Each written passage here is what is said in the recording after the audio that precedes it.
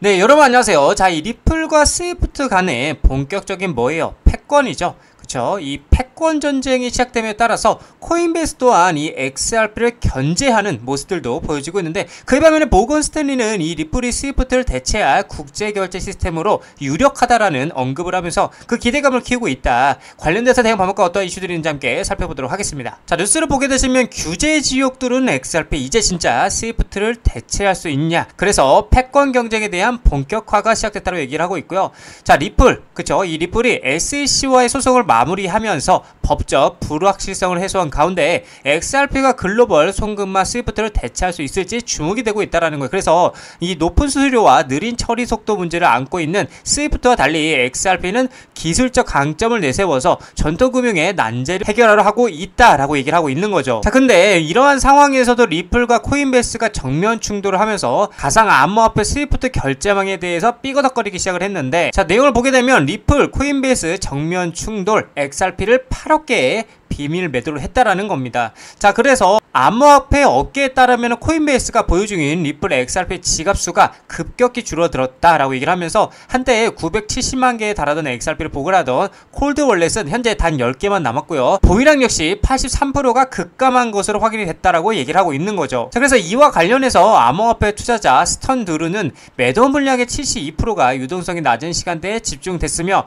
여러 지갑을 통해 매도 흐름을 위장했다고 분석을 하고 있고요. 매도 이후로는 코인베이스가 이더리움 지지 세력과 이해관계를 공유하며 리플의 정치적 영향력을 약화시키기 위한 것으로 보고 있다라고 얘기를 하고 있는 거죠. 그래서 스위프트 연계은행을 유동성 충격으로부터 보호하려는 의도가 있었다라고 주장하고 있는 겁니다. 자, 그렇다 보니까 이제 영국의 대형은행의 스탠다드 차타드는 더 이상 스위프트를 못 쓰겠다라고 하면서 그 대안으로 리플을 강력 추천을 하고 있고요. 거기에 모건 스탠리까지 동참을 하면서 이 리플이 스위프트를 대체할 국제결제 시스템으로 유력하다라고 언급을 하고 있는 상황인데, 자, 뉴스를 보게 되시면 모건 스탠리 리플을 스위프트 대체할 국제결제 시스템 유력 대안으로 평가를 하고 있는데, 자, 내용을 보게 되면 세계적인 투자은행 모건 스탠리가 국제결제 시스템 시장에서 리플의 잠재력을 높이 평가했다라고 암호화폐 전문 매체가 보도를 하고 있는데, 보도에 따르면 최근에 이제 암호화폐 연구원이 인용한 은행 및 금융법 검토 제36건 발췌본에 따르면 모건 스탠리는 리플이 기존 국제송금 시스템이 스위프트의 유력한 대안이 될 수 있다라고 지금 분석을 하고 있는데, 모건 스탠리는 리플의 분산 원장 기술이 금융기관의 결제 처리 비용을 최대 60%까지 절감할 수 있다고 평가했고요. 이는 송금 수수료 인하로 이어져 수혜자에게 더 많은 가치를 제공한다. 그래서 이 기술은 특히 국경을 넘나드는 송금에 매우 매력적이라고 모건 스탠리는 설명을 했다라는 거죠. 그래서 리플 네트워크는 XRP를 활용해 유동성을 확보하고 통화 간 가교 역할을 수행한다라는 겁니다. 이 덕분에 은행들은 사전에 자금을 예치할 필요 없이 즉각적인 국제송금이 가능해져서 자본 효율성을 높일 수 있다라고 얘기를 하고 있는 거죠. 자, 계속해서 모건 스탠리의 분석에 따르면 리플의 기술은 결제 시간을 대폭 단축하고 거래 속도를 높이며 사기 위험을 완화하는데 탁월했다라고 얘기를 하고 있고요. 이러한 장점은 리플이 국제 금융시장에서 매우 유리한 위치를 점하는 이유라고 모건 스탠리는 얘기를 하고 있는데, 특히 주목할 만한 부분은 모건 스탠리가 리플을 스위프트를 대체할 잠재적 대안으로 평가했다는 점이에요. 자, 그래서 스위프트는 50년 이상 국제금융 시스템의 중추 역할을 해왔지만 느린 처리 속도와 높은 수수료 문제로 비판을 받아왔다고 얘기를 하고 있어요. 그래서 일각에서는 이제 리플이 스위프트를 완전히 대체하기보다 보완하는 역할을 할 것이라고 주장을 하고 있고요. 그러나 이제 현재 여러 은행들이 블록체인 기반의 대체 시스템을 시험 운영하는 사례가 늘고 있고, 리플이 기존 금융 인프라의 새로운 변화를 가져올 것이라는 기대감이 커지고 있다라는 거죠. 자, 그래서 SEC와의 법적 분쟁을 종결하면서 기술 및 시장 잠재력에 대한 관심이 다시 한번 불붙었는데,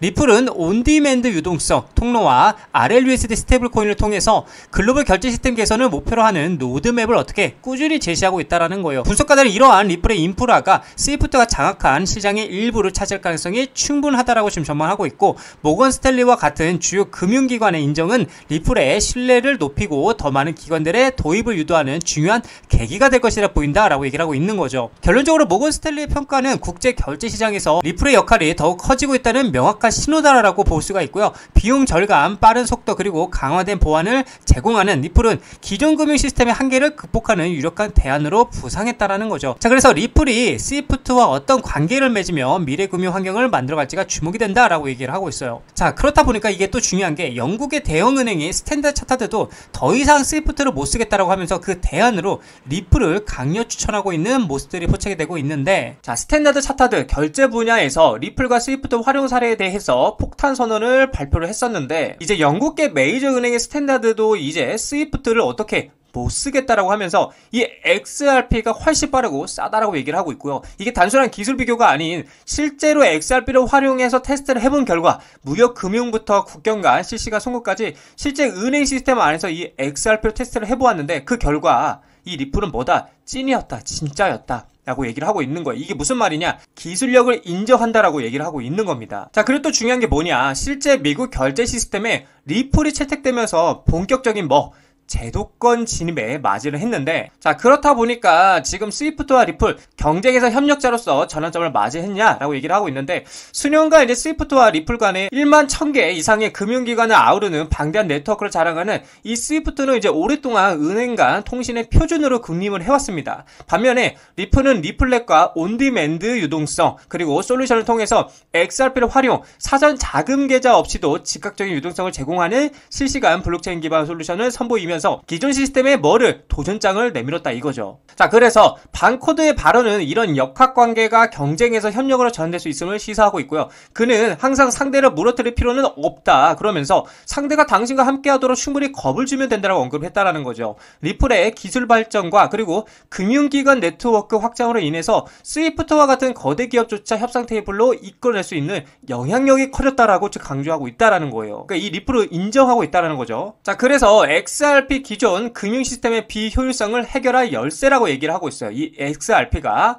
자, 리플의 핵심 가치는 XRP를 브릿지 자산을 활용해서 실시간 국경과 결제를 가능케 하는 능력이 있다. 특히 ODA 솔루션은 고가의 노스트로, 보스트로 계좌를 필요로 하지 않아 운영 비용을 절감하고요. 자본 효율성을 개선하려는 금융기관에 매력적인 대안을 제시한다라고 얘기를 하고 있다라는 거죠. 만약에 스위프트가 XRP를 포함한 리플의 기술을 채택한다라면 현재 글로벌 결제 인프라의 고질적인 비효율성의 상당 부분을 어떻게 해소할 수 있을 것이라고 기대가 된다고 얘기를 하고 있는 겁니다. 더욱이 이러한 협력은 기존 금융 컨소시엄이 탈중앙화 디지털 자산을 주류 결제에 공식적으로 수용하는 최초의 획기적인 사례가 될 것이라고 얘기를 하고 있고, 이는 금융산업 절반에 걸쳐 블록체인 기술의 수용을 가속화하는 중요한 전환점이 될 수 있다라고 얘기를 하고 있다라는 거죠. 자, 그래서 스위프트는 아직 이 같은 움직임을 공식적으로 발표하진 않았으나 블록체인 통합에 대한 개방적인 태도를 보여온 징후들이 있었고요. 2022년 스위프트는 체인 링크를 사용해서 서로 다른 블록체인 간의 상호 운용성 테스트를 시작하기도 했었고요. 리플 또한 스위프트와의 대화 및 중앙은행과의 협력을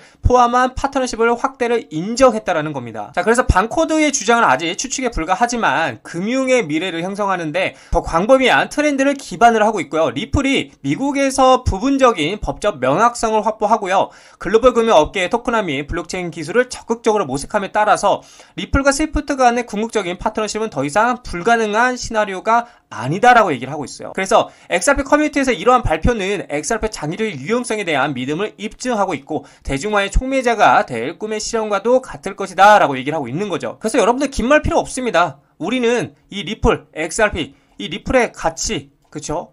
가치를 신뢰하고 믿으면서 밸류 인정하면 돼요. 그렇게 계속 우리는 뭐한다? 투자해 나가시면 된다라고 말씀을 드리고 싶습니다. 자, 리플 차트를 보게 되시면은 제가 말씀드렸던 것처럼 4,000원짜리를 돌파하면서 계속해서 강한 상승세가 나와지고 있고, 자, 지금 자리에서 이제 중요한 거는 이 박스권 상단부죠. 이 4,500원짜리를 돌파하고 안착하는 그림이 나와주냐가 굉장히 중요하다. 자, 그래서 4,500원짜리를 돌파하고 이렇게 안착하는 그림이 나와준다라면 이번에는 정말로 전고점 구간을 강하게 돌파하는 매수세가 들어올 수 있다라고 여러분들께 말씀드릴 수 있을 것 같고, 만약에 이제 다시 한번 꼬꾸라지게 된다면 다시 한번 4,000원짜리를 지지 여부에 대해서 확인하러 내려갈 가능성이 크다는 것도 여러분들 잊으시면 안 되는데, 제가 여러분들에게 말씀드렸던 포인트, 이 구간과 이 구간이 굉장히 유사하다라고 제가 말씀을 드렸고, 이 구간에서도 계속 이렇게 횡보하다가 결국에는 모멘텀이 폭발해주면서 어마어마한 상승이 나왔던 것처럼 지금 구간도 굉장히 비슷하다고 저는 보고 있고, 여기서 모멘텀이 한 번 더 폭발해주게 된다면 이 상승분 이대로가 다시 한번 여기까지 나와줄 것이다 라고 여러분들께 말씀드릴 수 있는 관점인 것 같습니다. 자, 그래서 우리가 지금은 뭘 해야 되냐,